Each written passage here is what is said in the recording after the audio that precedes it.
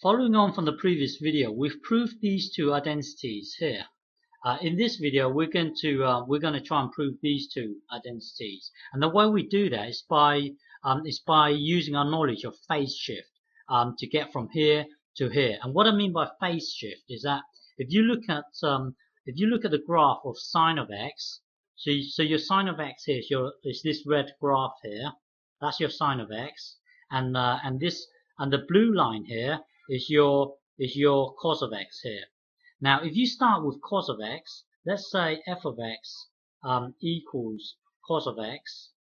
Now, if you apply this transformation, f of x minus pi over 2, if you apply this transformation, you would get cos of cos of x minus pi over 2. What I'm trying to say is that if you start with cos of x, which is this blue line here, if you start at this blue line here, now if you start at cos of x and then apply this transformation here, it means that you're going to shift everything. You're going to translate everything to the right by pi over 2, meaning that if you start at cos of x, meaning you start at this blue line here, if you apply this transformation, everything will get moved over by pi over 2. Okay, everything will get moved over to pi over 2, up by pi over 2. So if you apply this transformation, this point here will get moved over to over here. And then if you start here and then apply this transformation here, it will then get moved to over here. Even if you start over here, if you apply this transformation here, everything will get shifted across by pi over 2, so it will be here. My point is that if you start with cos of x and then you move everything to the right, then you're going to lie dead on sine of x. So if you start here and then you move everything to the right by pi over 2, then you're going to lie dead on sine of x. My point is that if you start with this, apply this transformation here, you will get to dead on sine of x. You will lie dead on top of sine of x, meaning that if you start with cos of x and then apply that transformation, that will give you cos x minus pi over 2, and that this here will lie dead on sine of x. So you can actually say cos blah blah blah here equals sine of x. You can actually say that this thing here equals sine of x. Okay, so what that means is that you can put any angle into here, and then if you put that same angle into here, this side will equal this side here. So you can imagine that you can put any angle into here, and then if you put that same angle into here, then this side here will equal this side here. So you can put any angle. You can put, I don't know, you can put 3 into here and 3 into here. This side here will always equal this side here. Okay, so we can put any angle into here, and we can put that same angle into here. This side will equal this side.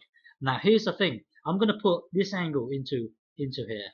I'm going to put this angle here into here and into here. But the thing is, this angle here is a combination of two angles. So from here to here is alpha, and from here to here is beta.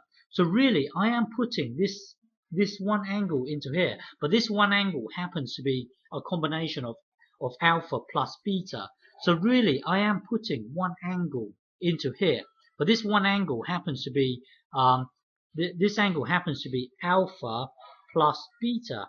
I am putting that. It is in a way one angle.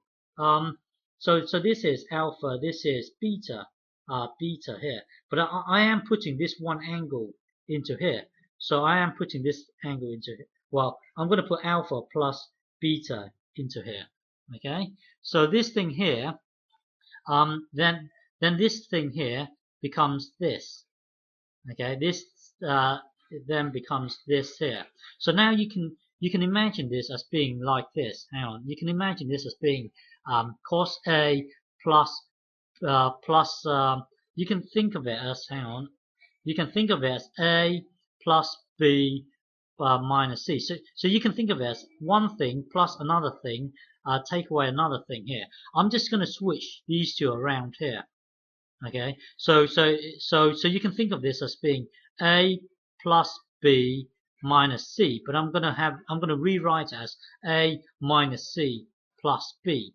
So I'm just switching these two around, and now I'm going to imagine this as being one bubble here plus another bubble here equals this thing here. Okay, so you can imagine it as like this. You can imagine it as being cos one thing plus another thing equals this thing here. So for the time being, just try to write this down somewhere. I'm going to ask you to come back to this stage here. I'm going to ask you to recall this later on, but just write it down somewhere. Write this down somewhere, and then in the next video we're gonna use this thing here. At the moment we've got cos one bubble plus another bubble. So here in the next video I'm gonna put this into here, and then this into here, and then this thing here gets moved into here, and then it moves into here, this one here. Well, basically we've got this thing here. Don't forget, this thing here equals sine of alpha plus beta. So in the next video, well, I will continue in the next video. Okay.